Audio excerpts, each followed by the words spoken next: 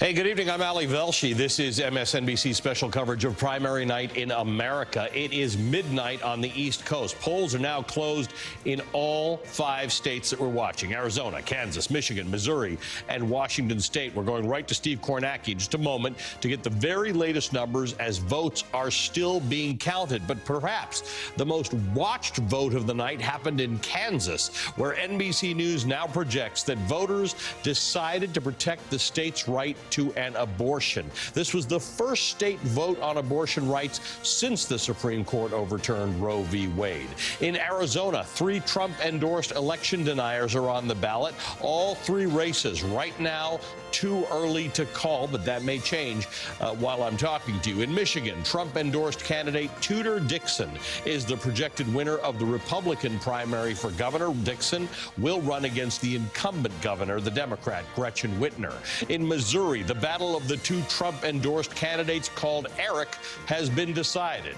NBC News projects that Missouri Attorney General Eric Schmitt has won the Republican nomination for Senate, defeating the former governor, Eric Greitens. And in Washington State, the vote is still too early to call for 2 Republicans running for re-election who both voted to impeach Donald Trump. Congresswoman Jamie Herrera Butler is leading right now against Trump-endorsed candidate Joe Kent, and Congressman Dan Newhouse is leading against Trump-endorsed candidate Lauren Culp. Steve Kornacki with us all night. Let's go over to the big board and see what's going on right now. I see you've chosen to talk about Arizona first. Tell us what you're looking at. Yeah, a bit of a potential surprise here in Arizona. Kari Lake, the Republican candidate for governor, backed by Donald Trump, former newscaster out there in Arizona, had led in the polling in this race, and I think certainly came into today as the favorite. You could see we've got a lot of the vote. This is what happens in Arizona. It wasn't more than an hour ago that we had no vote. Yep. Now we've got about 60% of the vote in, and Karen Taylor Robson actually with a lead here of 8.5 points over Kari Lake. The way this works in Arizona is they've got extensive early voting, mail voting, and basically what these counties do is they release right away in this first hour all the votes that were received, sometime by about yesterday. Right. That's basically what you're looking at here to start. So it was expected that vote would be the most favorable vote for Robson. So she needed to take the lead. Mm-hmm. She needed to build a bit of a pad because it was expected that the vote that was cast today and then the final votes that will be counted not till tomorrow actually would be more favorable to Lake. Robson succeeded in getting a pad here, a pad of 8.5 points. It may well end up being enough to hold off Lake. We are starting to see some of the same-day vote get added in here. Lake's number tick up a little bit here, but Robson came in today as the underdog. Right now is 60% in, has a real shot at this thing. And again, over the next couple hours, we're going to see a trickle of the vote that was cast today get added to this. And then it's basically going to stop.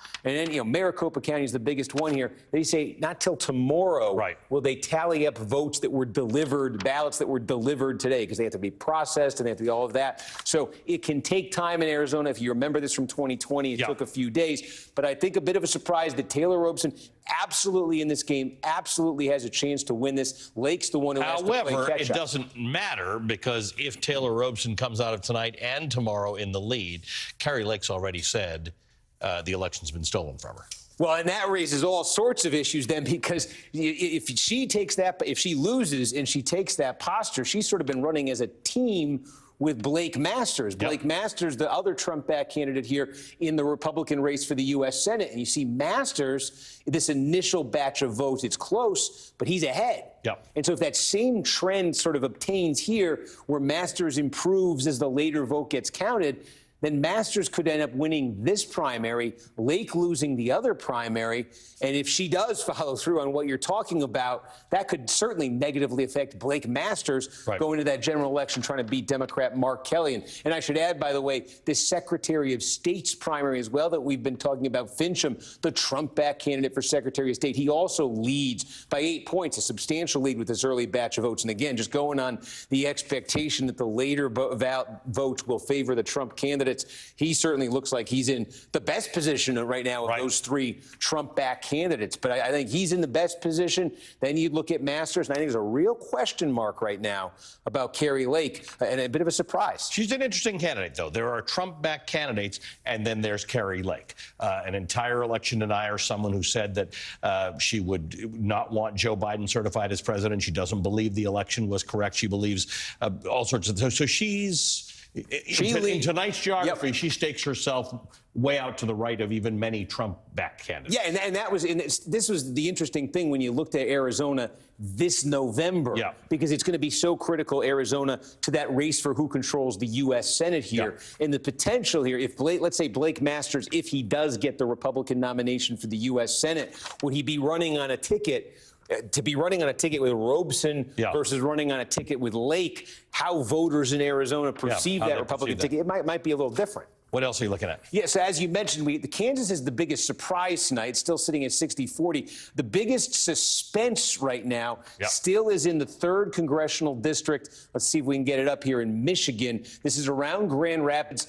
And here it is. Peter Meijer voted to impeach Donald Trump. He's a freshman Republican. That was one of his first votes cast as a member of Congress. Now, this one has kind of swung back and forth all night, but this has got to be discouraging what's been happening now in the last 15 minutes here for Peter Meijer. His opponent, John Gibbs, now, as you can see, has opened up a lead of 2.1 points. What's happened is there's been a big split here in terms of the mail vote and the same-day vote. Meijer was absolutely cleaning up in the mail vote. He won it by more than 20 points. Gibbs has been winning by double digits with the same-day vote, and it looks like, especially in Kent County, which is where Grand Rapids is, the same-day vote has been counted up here kind of late, and it's been boosting Gibbs, and he's now moved ahead by 1,500 votes. And I'm just going to take a look here at exactly where Kent County stands. Yeah, I mean, this is Meyer's base. This is the biggest part of the district. And Meijer, now it's about even in that part of the district. Meijer needs to be winning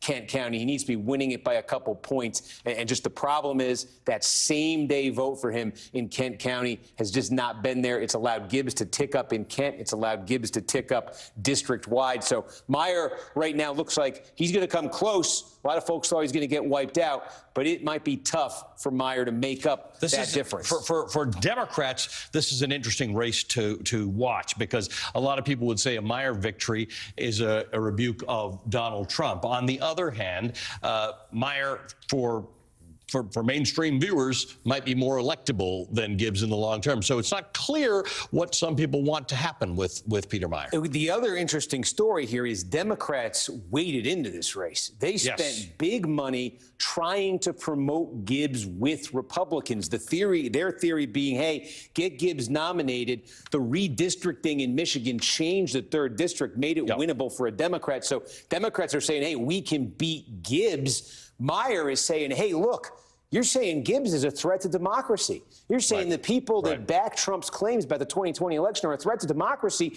Why are you spending hundreds of thousands of dollars trying to get them nominated? He could go and win in the fall, then he's in office. You had a role in that. So it's interesting. A tricky one. If Gibbs wins this thing by 1,500 votes after the Democrats... There may be Democrats who were involved in his victory. Yeah, it's a very interesting... Which is an interesting ploy unless he becomes the member of Congress for the 3rd. And you look at the nature of this district and potentially the nature of 2022, he might be less electable than Meijer, but I wouldn't say in a year like 2022, in a district like Michigan's 3rd, he's unelectable. It's very possible he could win. We're going to watch this closely. We're still watching the fallout from what's happened in Kansas. And, of course, even though we won't have full results out of Arizona, we're going to get more information over the course of the next hour. So you and I are going to spend a lot of time together. Thank you, as always, Steve Kornacki. By the way, we're in the same room, as you know how it is. Steve just sort of shouts or does hand signals and lets us know if he's got anything else. I want to bring in Tim Miller. He's a writer at large with The Bulwark and an MSNBC political analyst. He's also the author of Why We Did It, a travelogue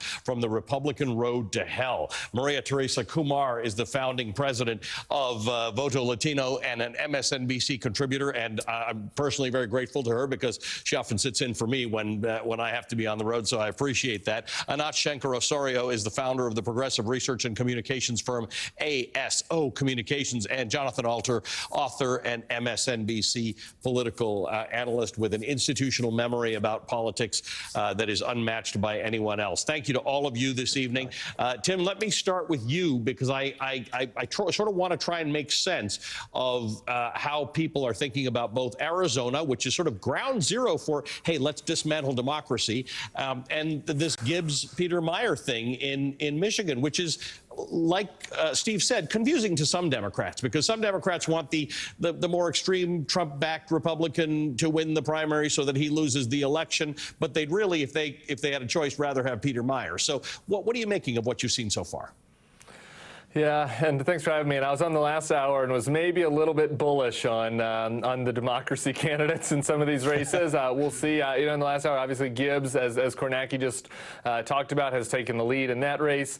I'm not so sure that Robeson is in great shape there. Obviously, she's winning. She has a big gap, but we've seen what happens in this Election Day vote in Michigan. Same thing could happen in Arizona, where Lake could catch up. That's something to keep an eye on. And what you have here in the Michigan race, I think, is a more clear-cut situation. I mean, Meyer might not be on the issues liberals cup of tea, but he voted to impeach the president. He's been very clear about that. He has not at all played footsie with the conspiracies about the election. Gibbs, on the other hand, has. And I think Kornacki's right. Look, I didn't love the strategy of the Democrats to boost Gibbs in this race. We don't know what things will look like in 2024. We don't want a House and a Senate chamber made up of people that would be willing to overturn the election if Donald Trump ran again and lost again. And so I think it's concerning that somebody like Gibbs could get in. Even more concerning would be Kari Lake in Arizona. So, and I do not want to compliment Karen Robeson at all. She has played footsie with this notion about the election, but she is not she's not anything like Kari Lake, who has promised to not certify the next election and who has said she would try to uncertify the 2020 election. Yeah. Having Kari Lake in Arizona and Doug Mastriano in Pennsylvania would be a disaster. It would be a threat to the democracy, and so I think that is very interesting to watch. It's kind of bad versus very, very existentially bad in that Arizona race, and so we'll see how it shakes out. Well, thanks for drawing that line, because Doug Mastriano, who's the Republican nominee for governor in Pennsylvania, went to Arizona to watch how they did this election audit, which, by the way, for all the efforts and all the grift involved, still couldn't find Donald Trump a victory in Arizona. But they're birds of a feather, and if you're concerned about democracy, it's worth watching. Thank you, Tim. Maria Teresa, what's your view on what's happening? I will say Kansas, which we're going to talk about a little more later, has turned out to be interesting on a couple of levels. The turnout, the number of people who turned out to vote in a primary election in Kansas, Kornacki was telling me numbers that sounded like they were almost double what you normally expect. So you hit the nail on the head, Ali. What's interesting about Kansas is that if you look at the results, it looks like roughly about 300 of the 300,000 Republicans that cast a ballot for the gubernatorial side, you saw an additional roughly 80,000 of them who actually voted for to support the abortion issue in Kansas. And that's huge, because it's saying that Republicans are willing to go to the ballot, still vote for the Republican candidate, but support abortion. And one of the reasons why this was put on a primary, why this ballot initiative was put on a primary, was because they weren't expecting turnout. And that was actually the opposite effect that it had. It actually drove out turnout. The other thing that I'm seeing, which is also interesting, is that Arizona is also seeing record level turnout. Something, again, that we haven't seen, that you normally don't see in the midterms. The last time we saw this height of interest in primaries was in 2018, but that was rare. We've been following the elections at Voto Latino now from the very beginning, since January. People were not paying attention, but this could actually be a strategy for a lot of the progressives and for a lot of the Democrats to own not only the abortion issue, but also recognizing democracy is on the ballot, and they're going to continue turning out. But this is actually, reading those tea leaves, Ali, it's saying that the midterm in November is going to be much closer than we suspected.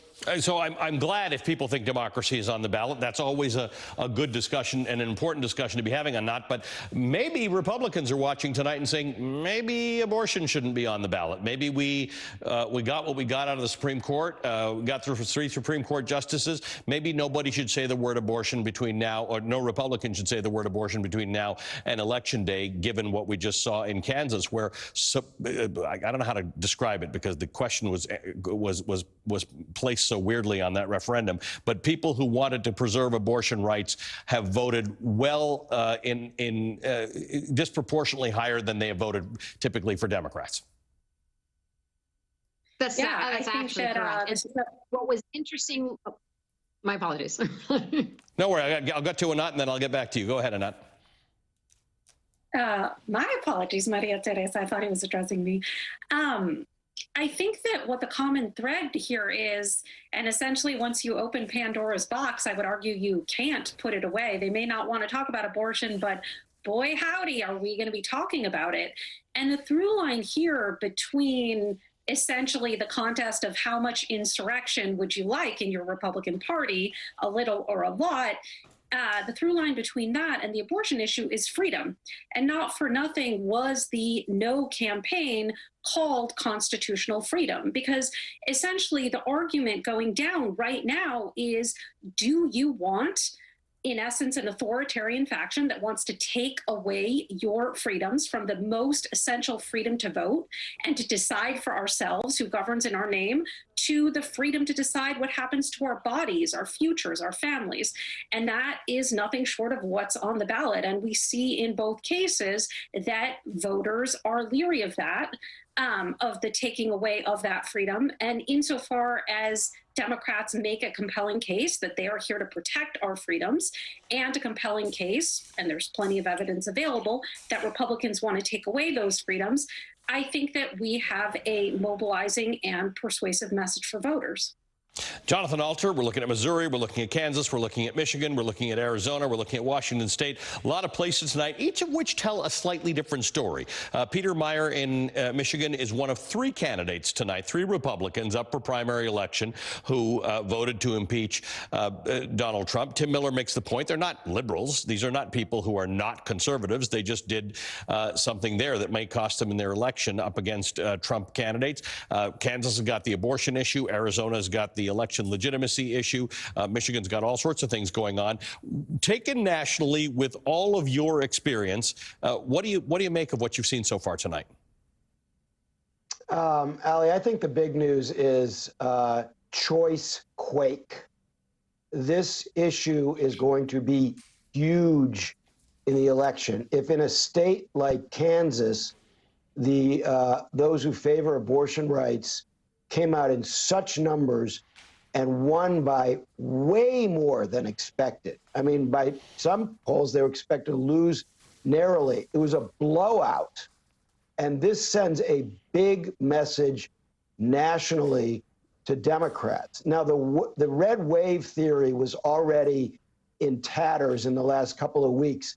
If you look closely at the polling data, it's clearly going to be a very competitive election in the fall. There is no red wave. That's history.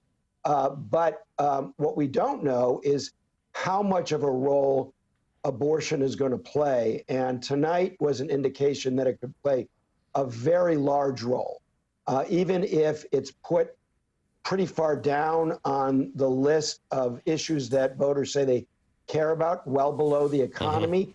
It relates in a major way to turnout.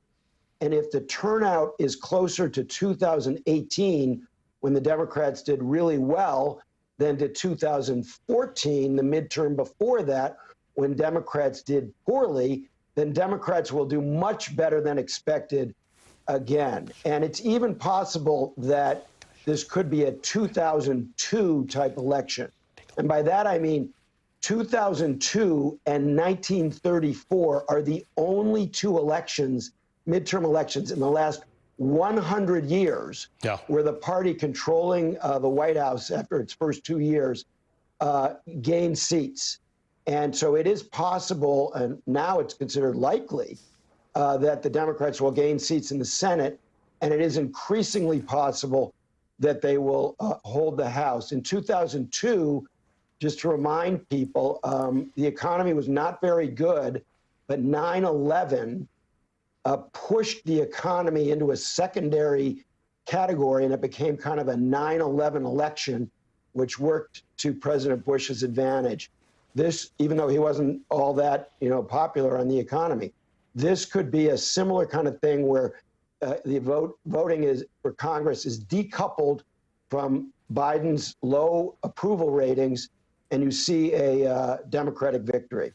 I'm surprised you brought up 1934, the midterm elections, because you were so small then. I'm surprised you remembered back to 1934. Thank you to all four of you. Stick around. We have a lot of things to discuss, including Tim's point in the beginning that what we do not have settled right now after midnight on the East is whether the Trump-backed candidates have won or lost tonight. It's a bit of a mixed bag. Still more to come. I'm coming back to all four of you. I just want to, before I go to a quick break, show you this again. This is the 3rd district in Michigan. 95% in, although Steve Kornacki knows this better than I do about why we sometimes take this with a grain of salt. But Gibbs is the Trump-backed Republican candidate, is ahead of the incumbent Peter Meijer right now. We're watching this one very closely. It is a very close race, but Peter Meijer did vote to impeach Donald Trump. We're going to be right back after this with continued coverage.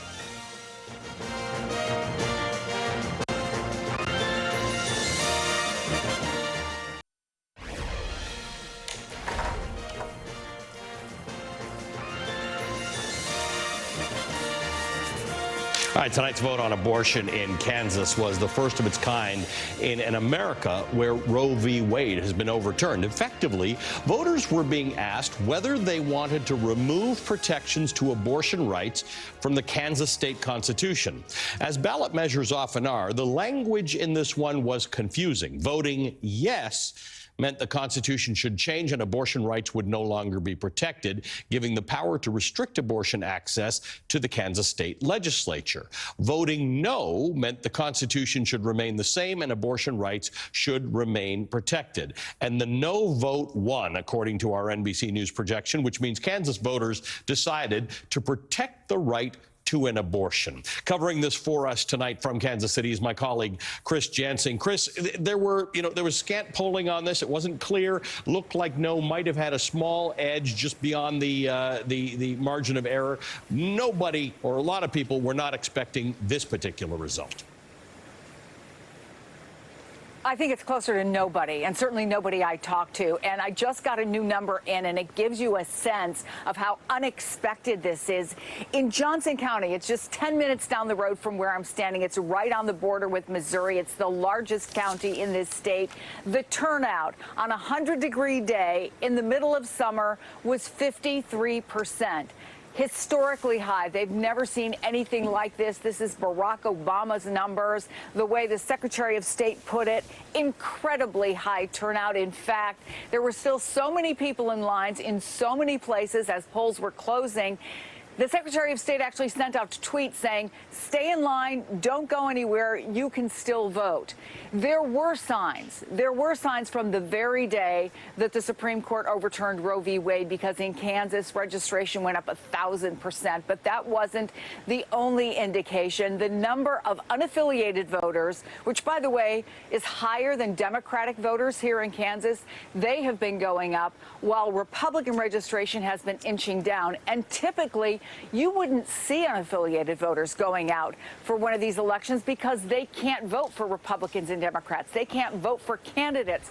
But there was so much attention being paid to this abortion issue, to the tune, Allie, of $12 million. $6 million on each side in a state where there are fewer than 2 million registered voters. So when a lot of people have been asking the question, how much of a motivator would this be in this election? Yeah. The answer, obviously, is huge. Obviously huge. And as one person put it to me, this is just the start. I'm going to quote, "It's going to be a major issue in every election for the foreseeable future." So, Ellie, much more to come. Choice quake is what Jonathan Alter called it. Chris, good to see you, my friend. Our paths don't cross like this all that much. We see each other in the field, but it's nice to see you there. Chris Jansing for us in Kansas City. Joining us now is the Democratic Congresswoman Davids of Kansas, who remains the only Democrat in the Kansas state congressional delegation to Washington. Congresswoman, good to see you. Thank you for being with us tonight. It's good to see you too. Thanks for having me. I want to just point out something that Chris Jansing was just talking about. She talked about Johnson County in Kansas. Johnson County's right here. It's basically a suburb of Kansas City. It's big. It's highly populous. We've got what we think to be most of the votes in, about 95%. The no vote is almost 60. It's above 68%. The yes vote is 31%. Now, when you compare that to how Donald Trump and Joe Biden did in the state, it's 15 points better than Joe Biden did, and it's 12 points lower than Donald Trump did. This is the Steve Kornacki math that makes this all very interesting. People came out to vote no to protect abortion rights in Kansas at rates much higher than they vote for Democrats in Kansas. Yeah, well, I think, first of all, I have to say this. This is a win for Kansans. This is a win for our families and our rights. And tonight, I would say what you saw, what we're seeing is the numbers, we're getting close to seeing all the numbers, but they're not all in yet. What we saw was Kansans saying we're going to reject extremism. We are going to protect all Kansans' ability to make their own choices about their health care, their access to reproductive health care without government interference. And I think this was a broad, diverse coalition of folks who came together to make that statement tonight. So it's an interesting point you're making, that this is not some kind of left-wing push or liberal push. This actually could appeal to conservatives. The idea that your Constitution protects certain rights in the state of Kansas, and lots of people, 60% of Kansans who voted tonight, came out and said, we'd like the Constitution to continue to protect certain rights. We're not really interested in the government getting involved in taking away a right that we already have. Right. Yeah, I think here's the thing. When I say a broad, diverse coalition of folks came together, I mean that, we had people across the aisle.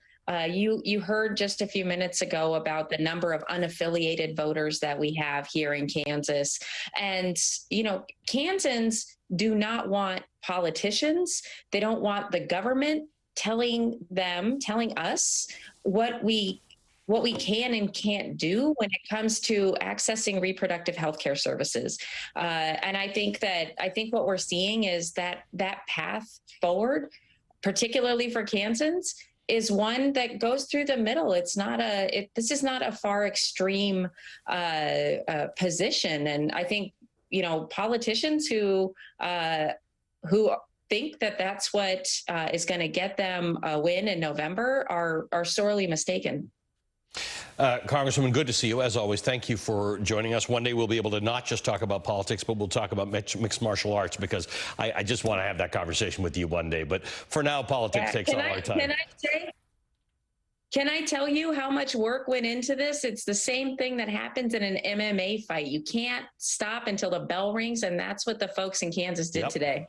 You're absolutely right about that. Good to see you again. We will talk again soon. Sharice Davids is a Democrat Congresswoman from Kansas. Joining us now is Kathleen Sebelius, a Democrat as well, the former governor of Kansas, the former Secretary of Health and Human Services under President Obama. Governor, good to see you again. Thank you for being with us. I want to get your reaction to this, because literally everyone I've talked to tonight, and there are lots of things to react to across the country, everyone is fascinated by this particular result in the Kansas abortion rights question. Well, Allie, it's good to see you, and it's terrific to have a chance to share the stage a little bit with the wonderful Sharice Davids. She's a fabulous member of our delegation and does a great job. I think, this is about Kansas, and we are a state which came into the Union as a free state and founded by abolitionists who came to make sure there was a free state west of the Mississippi. Those folks are who wrote the Constitution. And at the end of the day, when the Dobbs decision took away the federal constitutional protections on women's reproductive rights and made it clear that it was up to the state, Kansas said, whoa, we are not going to let the legislators make decisions for us. Our Constitution is strong. We have stronger language than in the 14th Amendment in the Kansas Constitution, and they voted overwhelmingly. As I like to say, you know, Kansans not only voted no, they voted hell no to change the Constitution. So is this a recipe for others in the country? Is this an idea that are there a whole lot of people who want to protect abortion rights in the country watching this tonight saying, this is a great idea, why don't we do this in our states? Well, I think it first of all should encourage people not to shy away from a frank discussion about what the Republican Party has adopted. They've adopted a very radical agenda, which says we're going to strip away rights from women. We are going to make healthcare decisions on behalf of women. We are going to have forced pregnancies and forced births. It doesn't matter the way that they got pregnant. It doesn't matter their age. It doesn't matter their capability. We know better.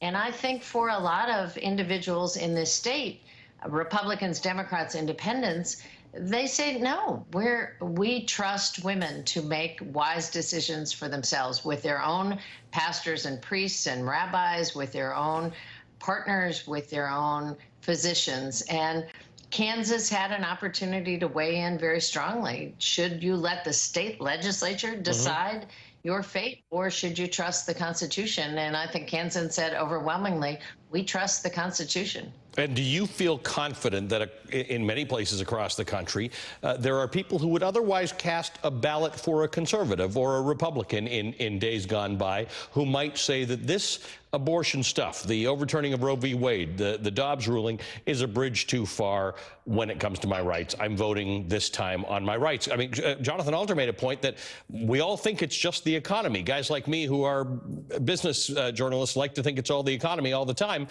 Tonight says might not be the economy. Well, I think, Allie, what we've seen is that in the past 50 years, with a national constitutional protection that, frankly, a lot of us took for granted over time, we would say, you know, abortion's on the ballot, it's really important to have reproductive choice. And people would say, oh, yeah, but these are the issues facing me. Once Dobbs occurred, once the Supreme Court ruled at the end of June that there is no federal protection, that we're going to turn it all over to the states, and then we watch states strip away rights from women across this country, I think it sounded an alarm bell. And a lot of people are saying, wait a minute, this is very real. This is about me. This is about my child. This is about my grandchild. I really am going to take back control over my own rights and my own health. And that's what happened in Kansas tonight. Kathleen Sebelius, good to see you. Thank you for joining us again this evening. Kathleen Sebelius is the former governor of the state of Kansas. All right, coming up next, we're going to go live to Arizona to check in on the campaigns of two of the Trumpiest candidates on the ballot tonight. That's after this.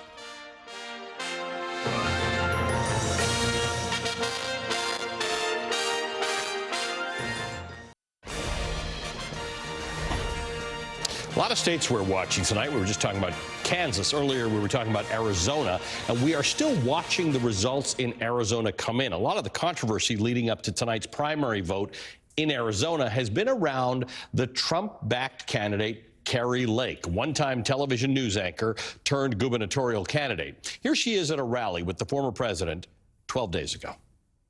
For the record, I do believe that Superman is coming back, and hopefully he's coming back soon.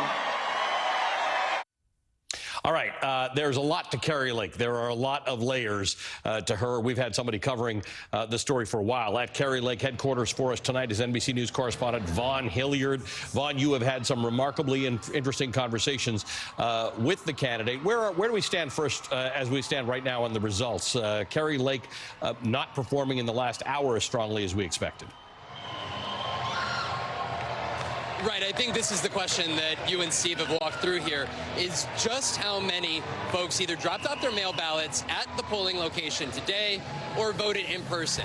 We have no idea idea what that number was. We know that there was an overwhelming in-person turnout, but I'm in touch with both Karen Taylor Robeson and Kari Lake's camps, and there is a lot of question marks. Essentially, Karen Taylor Robeson is performing on those who mailed in their ballots over the last couple of weeks at a level in which she needed to at least be competitive, and now it's just a matter of, can Kari Lake close this gap here as we start to get the results not only tonight, but tomorrow and the next day among those voters that either turned in their ballots or voted in person. I want to note, though, because we are starting to get some results, Mark Fincham, Secretary of State, is currently ahead. Abe Hamadeh, the Attorney General candidate backed by Donald Trump, is ahead. Those two individuals, like Kari Lake, have also called for the decertification of the 2020 election. They look like they are on their way to victory. And I just actually talked with Mark Fincham, Ali, and I put the question to him. I said, was your election fair? And he said, well, we'll have to see what comes out here in the hours ahead, because that's where it's complicated. I think you and Steve were talking about if suddenly Hamadeh, Blake Masters, Mark Fincham win, but Kari Lake is on the brink of not winning. What does that conversation look like? Because we know Kari Lake in the last days has already thrown out that unfounded claims, or I should say unspecific claims of fraud that she hasn't been able to back up. But ultimately, will they come to her defense? That's the question mark here heading into Yeah, it was better than that, Vaughn. I think she might have been accusing you of throwing the election or something. I just want to show the viewers what you've just been talking about. This is the Arizona Attorney General race where Hamadeh, the Trump-backed candidate, is winning. But again, look at these numbers. Only 25% in. We got a lot more votes to come in. The spread here is 46 votes. Look at the Secretary of State election. Again, Fincham ahead with only a quarter of the votes in by 183 votes. And take a quick look at the governor race right now for the Republican nominee. 44 votes separating Robeson and Lake with 25% in. And as Vaughn and Steve Kornacki were saying, we're not going to get a ton of these votes tonight. More of them are coming in tomorrow. Anybody who submitted votes today, mail ballots that arrived today, they're not getting counted tonight. So we're probably not going to have this settled tonight. But this particular race is tighter than it was expected to be. Vaughn Hilliard, thank you for that. Not to be outdone, the Arizona Republican Blake Masters, who's running for Senate, who also has the backing of Donald Trump, has made sure to use the MAGA message in his own campaign ads. Psychopaths are running the country right now. You've got Biden, Pelosi, Chuck Schumer, Mark Kelly. This is an invasion. We know what to do. We need to finish Trump's wall. We need 5 times more border patrol. And we need technology to lock this border down. If we don't do these things right now, we're not going to have a country. And I just want to point out to you, we have the same situation. This is the Senate Republican nomination. Only 25% of the vote is in right now. Masters is winning, but he's ahead by 111 votes. So same situation across Arizona. Let's go to Sahil Kapoor, NBC News senior national political reporter. He's at Blake Masters' campaign headquarters tonight. What are they doing with this information, Sahil? Because we're trying to sort of establish whether or not these Trump-backed candidates are winning in Arizona or not. And right now, the numbers are too close to tell. Hey, Ali. Well, it is looking like it's going to be a long night here in the Republican Senate race in Arizona. Blake Masters currently has a lead of 4 points over his nearest rival. Now, that's not enough to put it away necessarily when there's still more than about 40% of the vote to be counted, his nearest rival being Jim Layman.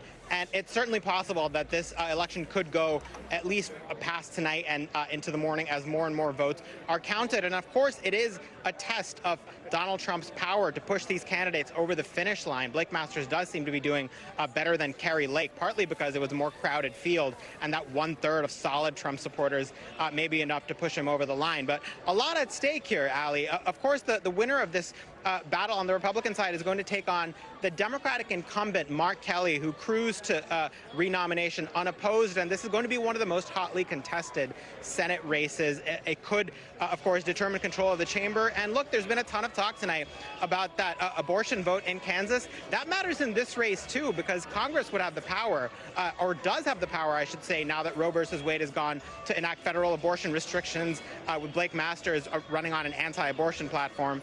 Mark Kelly supports it, the likely contest here could make a big difference on abortion, Ali. Sahil, thank you for your reporting. It is going to be a long night for you and for Vaughn and everybody following this race in Arizona. Sahil Kapoor for us at the Blake Masters campaign. We're back with more from our panel right after this break. I am, in fact, living proof as to why you don't let Steve Kornacki go to the bathroom, because he left the room and I started playing with this thing and I gave you some bad information. It was actually roughly the same, except I was giving you a county as opposed to the statewide numbers. So I just want to quickly run through them. This is the Arizona statewide attorney general race for Republicans. Same thing. Hamid is in the lead, 29% roughly to 24%. Let's look at the Secretary of State, Fincham, also, like Hamid, a Trump-backed candidate in the lead.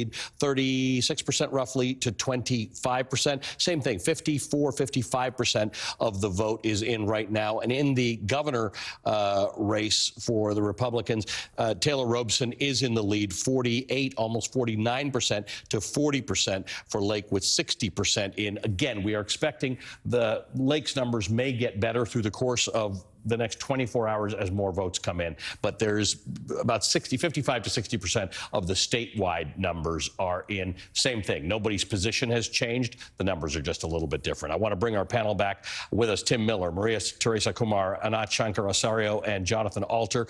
Tim, let's take from you. You've had a look at this over the course of the last hour and the last several hours.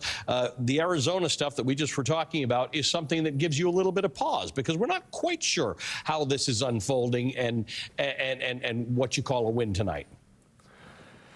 Yeah, a lot of pause. Look, the MAGA ticket, putting Lake aside, the Trump ticket is in the lead before the Election Day vote comes in that Senate, Attorney General, and obviously very important Secretary of State's race, somebody that would play a key role in certifying the next election. If you look at the Lake race at the top of the ticket, she's losing right now, but I think there's good reason to believe that is going to narrow. If you go over to Michigan, you know, every time I come back on with a new update in Michigan, Gibbs, the MAGA candidate, is widening his lead over Meyer, the congressman that voted to impeach Donald Trump. And so that same thing could happen in Arizona for Lake. We don't know yet. But even if Robeson wins, you know, the election deniers have won, or seem to be in good position, not have won, but seem to be in good position to win for those other three positions in Arizona. Just really quick, one other thing to note. In Washington, which has a different system, a top two primary, both Jamie Herrera Butler and Dan Newhouse, who voted to impeach Trump, they also are looking pretty good, which speaks good to a top two primary system versus a partisan primary. You know, because all of the Republicans who voted to impeach Trump, who are in a partisan primary, have lost, and Meyer looks like he might be heading that way. Yeah, 99% they say of that number in right now. We're looking at the 3rd district in Michigan. Gibbs has 53.1% of the vote to Meyer's 46.8 right now, a difference of about of higher than 5,000 votes. Anat, what do you make of it?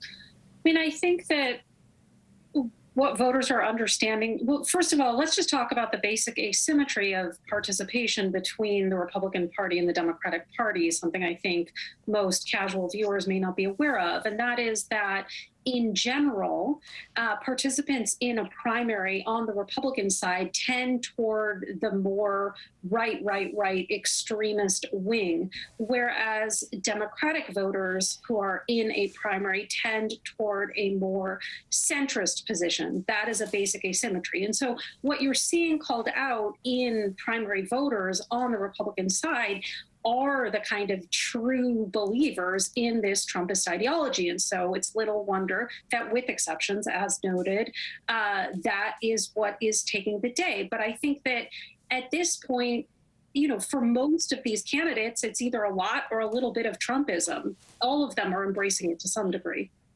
Thanks to you folks, Maria Teresa Kumar and Jonathan. I'm going to talk to you on the other side of this break. Thanks to you, Tim, and to Anat for joining us. I'm going to see you just again in a moment. MSNBC's coverage of this primary night in America is going to continue. I'm going to continue to consider what I tell you about it right after this break.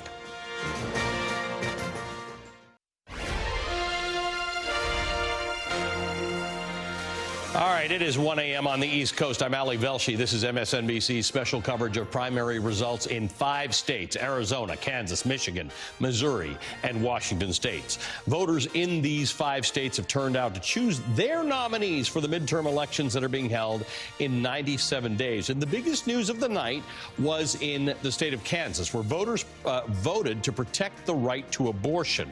This was the first electoral test on abortion rights since the Supreme Court overturned Roe v. Wade. More than 60% of Kansas voters, around 60%, it's wavering as we're getting the final votes in, voted no to removing the right to an abortion from the state constitution.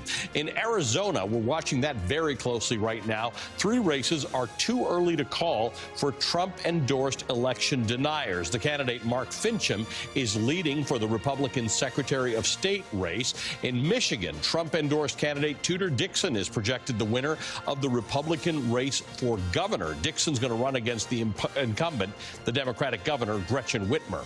In Missouri, Attorney General Eric Schmidt has won the Republican nomination for Senate, defeating former Governor Eric Greitens. Last night, Donald Trump endorsed a candidate named Eric. Unclear to me whom he was endorsing, since there were 2 Erics in the race, but maybe Kornacki understands that better than I do. And in Washington state, the vote is too early to call for 2 Republicans who are running for re-election, both of whom voted to impeach Donald Trump. Congresswoman Jamie Herrera Beutler is leading Trump-endorsed candidate Joe Kent, and Congressman Dan Newhouse is leading Trump-endorsed candidate Lauren Culp. Steve is with me. Steve Kornacki is with us all night. He joins us at the big board with the latest. And I see, once again, you're choosing Arizona to start with right now. We were talking to Von Hilliard a few minutes ago. There was cheering in the Lake campaign headquarters. Tell me why there would be. Yeah, I think this is where there's the most suspense right now, and I think we're going to be stuck in a state of suspense here, potentially for a few days. So what you see here is that Karen Taylor Robson has a lead of 8 points here statewide over Kari Lake. If you were watching earlier, about an hour and a half ago, that was closer to 10 points. So what's basically happens is in Arizona, there's 3 phases to this vote here. First, the counties report out, and this is what happened in the 11 p.m. Eastern hour. First, the counties report out all the votes they received basically through yesterday. Right. So these could be votes cast weeks ago. It was expected that big bucket of votes was going to be Taylor Robson's best bucket of votes, and it was going to give her some kind of a lead in an ideal world for her. It did. Right. Then the question was going to be the next 2 buckets of votes. Could she withstand what was in them? We're now in the second bucket of votes. What's happening is, and you might see these numbers change while we talk, the people who went and cast ballots in person today, the same day vote, that's expected to be a very strongly pro-Lake vote, and that is what we're seeing. We're seeing these small batches come in different counties, and Lake is winning them by 30, 40 points, margins like that. So the same day vote, it's still going to be coming in over the next few hours, could draw Lake closer. And then the third and final bucket, this is the giant X factor, is people who dropped off they didn't vote in person today, but they dropped off their ballots. And the counties collect the ballots, and then tomorrow they begin processing signature verification. They're going to tell us tomorrow how many of those votes there are. Right. It's also expected to be a very pro-Lake batch of votes. Got it. So the key variable is, once they count up all the same day votes, how much does this shrink? And then how many votes are left? Is there enough for her to realistically catch Robson? So Robson, look, she got a good pad here, I think. But I think it's very much an open question whether that's going to be enough to hold off Kari Lake. Why is this pattern different than the other statewide Trump-backed candidates that we're looking at for Attorney General and Secretary of State? Well, the pattern will be the same, and that's why I think it's interesting. You look at Lake down 8 points here, but sitting at 41%. We're saying she could well pull ahead of Robson, but she's got to do some work here. Then you take a look at the other Trump-backed candidate. Take a look at Blake Masters. He's only at 34.5%, but he is up 4 points over Jim Layman here. If that same pattern holds, whereas he's the Trump-backed candidate, the Trump voters are the ones who are there same day, then this is going to grow. Right. And that puts him in a better position. He starts from a position of a 4-point lead. And if his vote moves in the direction that Lake's moves, then this only grows. Right. And that would say that even more, you look at like the Secretary of State primary here, this is Finchem, the Trump-backed candidate. He's already up 9. Yep. So if that grows, I mean, that could easily be double digits. So he's sitting in the best position, I'd say, of any of those Trump-backed candidates. So I think right now, real suspense in that Republican gubernatorial primary in Arizona. And one other thing I think we could probably update you on here. We'd been saying earlier in the night there had been a lot of suspense in this Republican House primary in the 3rd District. Pete Meyer, Republican freshman who voted to impeach Donald Trump. But I mean, you can see here, now he trails by more than 5,000 votes to Trump-backed John Gibbs, his challenger here. Basically, there was a big gap here between the mail-in vote and the same-day vote. Yep. And it just turned out there was a lot of same-day vote left around Grand Rapids. Gibbs took the lion's share of it, and you could see we haven't officially called this thing yet, but this is a grim situation for Meyer to be in. Tell me again, for our viewers who didn't hear it earlier, this whole concept of strategic voting. There were some Democrats who engaged in that in this race. There were Democrats who, in a vacuum, would have rather had Peter Meyer as their member of Congress, but thought that Gibbs is more defeatable, so supported him for the nomination? Yeah, the backstory would be this. Michigan changed the way they draw their congressional lines for this new round of redistricting, dramatically changed it. And what it resulted in was this 3rd district was dramatically changed. If anything, I think it's now kind of a slightly Democratic-leaning district. It's definitely a winnable district on paper for Democrats. And Democrats took a look at these two candidates, Myers and Gibbs, and they said, yeah, Gibbs is somebody we could beat in this district. So Democrats spent big money basically running kind of sly ads that were intended to boost Gibbs' standing with Republican voters to try to get him the nomination because they think they can beat him. But of course, the objection that Meyer had to that, besides just the fact that that's going to hurt his campaign, the objection he had was, hey, Democrats, you're saying Gibbs and candidates like him legitimately and literally threaten democracy. Right. Why would you spend a cent that might help actually put them in a position of power if you really believe they're a dramatic threat to democracy? So there's an interesting tension there. But you look at how close this was. You look at that money that came in on Gibbs's behalf. Could have made a big difference. Could have made a big difference. All right, we'll keep watching with you. Thank you, Steve. You got it. For that. You know, you went away for a few minutes. I started touching the board, and I gave some bad information out, so I'm never touching it. You are always welcome. Thank you, my friend. Thanks, Al. All right, joining us now is David Jolly, former member of Congress, former Republican. He's now an MSNBC political analyst. Also with us, Maria Teresa Kumar, the founding president of Voto Latino and an MSNBC contributor, and Jonathan Alter, author and MSNBC political analyst. David Jolly, welcome to the show. What do you make of tonight? You've been watching these results around the country, some things that feel like resounding victories for Democrats, and some things that still feel like Donald Trump's packs a punch. Yeah, so look, 3 unrelated reactions. First of all, Democrats in Michigan are engaging in completely stupid behavior, supporting anti-democratic candidates because of some formula. Absolutely does not work. Secondly, I would suggest if you look at the Missouri Republican primary, the Arizona Republican primary for the Senate, something we're not talking about is the Republican caucus in the U.S. Senate might actually be a caucus that will not ultimately support Mitch McConnell. Mitch McConnell actually is beginning to get in a little bit of trouble should Republicans regain control of the majority. And then the third point, again, completely unrelated, is the big news is in Kansas. I think the question is, in a world in which we have been told that the 2 choices are pro-choice or pro-life, there's actually a third choice emerging, which is actually pro-Roe. And that's a very different coalition. And I think the question coming out of Kansas is there a coalition of people, obviously pro-choice, but those who maybe had previously considered them pro-life, but in a post-Dobbs world, actually those voters are recognizing, you know what, the balancing test in Roe is actually where my politics are. Kansas provides an interesting impression. We're going to have to see what that means going into November. Maria Teresa Kumar, I think this point that David brings up about voters in Michigan trying this trick where they thought, you know, we can beat Biggs better than we can beat Meyer. There are tricks to playing that game.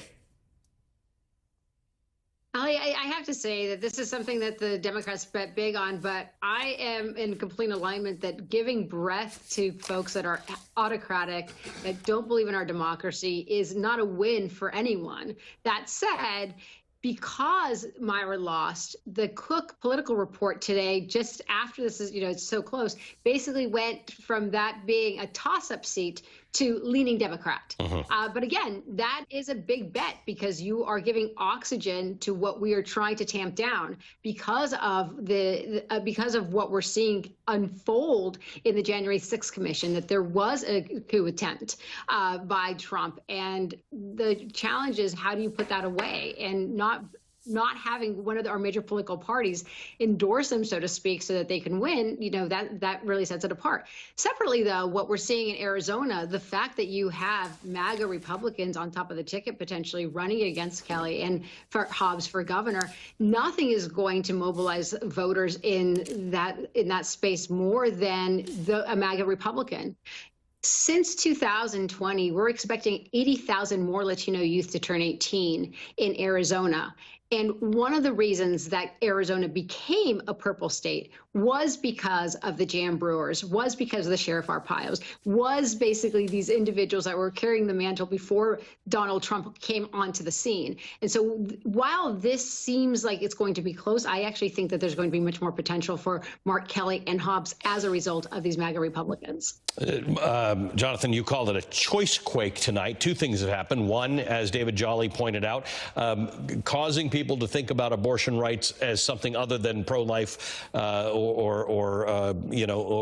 not is more complicated. Now it's a rights issue, and maybe more people are realizing that. But the other thing that has happened is turnout. We've had strong turnout tonight. We've had turnout that doesn't feel like a random Tuesday night in primaries in the summer. That's right, and turnout is the whole ball game in midterm elections. It really, these aren't really persuasion elections; they're mobilization elections. And just a few months ago, there was a big enthusiasm gap, as they call it, between Republicans and Democrats. And Republicans seemed significantly more enthusiastic. That has eroded, and about a month ago, it was basically even. Now, I think with Kansas, you're going to see in the polling, and there are already some indications of this, that the Democrats are going to actually have the edge in enthusiasm, mostly because of the abortion issue. But there are these other things that are also encouraging Democrats, some success on Capitol Hill. The gun issue is very mobilizing for Democrats. It used to be more mobilizing for Republicans. That's kind of flipped. And I also think the danger of these dangerous extremists is really the central kind of motivating issue. Democrats in the last 3 elections have turned out against Trump. And, we may see them doing that again. And so Trump might be a real motivator and his dangerous extremist followers. I mean, this guy, Mark Fincham, who's going to be the Republican nominee likely for Secretary of State in Arizona, where he can do a lot more damage than a member of Congress. This guy was there on January 6th. He is QAnon. He called Charlottesville a PsyOps operation. I mean, truly unhinged. Put him in charge of the election in Arizona. They already believe it's heads we win, tails they lose. Really, the stakes are enormously high for democracy in these Secretary of State races. And Democrats, I think, stupidly are not financing those races. They've gotten almost no money from Democrats, and that's going to have to change to protect democracy. David Jolly, we got a couple of minutes left. I want to ask you about what this does for moderates, people who don't want any part of this extreme right, conspiracy-laden QAnon, Trump world Republican Party. What do they do and where do they go with this information?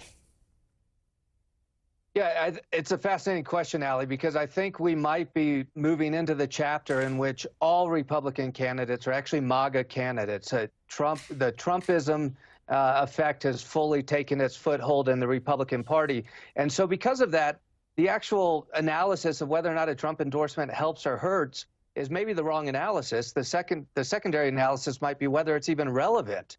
And that's a question for Donald Trump himself. Does he assert himself, say, going into November to say, I'm running in 24, I'm claiming the mantle of the Republican Party? Because otherwise, honestly, but for a few outliers, and you see a little bit in the Arizona race, Robeson versus Lake, where Robeson tries to defend the accuracy and authenticity of the last election, but still the party itself is a full MAGA party. And not only a full MAGA party, but one that has to hug closely to the election deniers, just as it does to the truth tellers.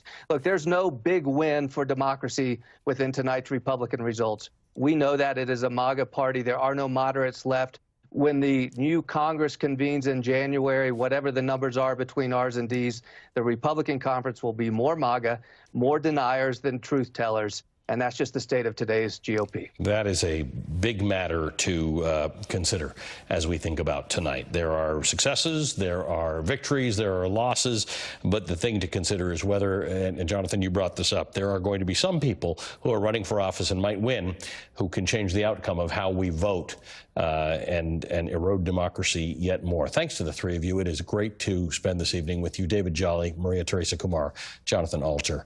We're grateful for your time tonight. And that does it for me right now. Thank you for watching. MSNBC's primary night coverage continues right after this.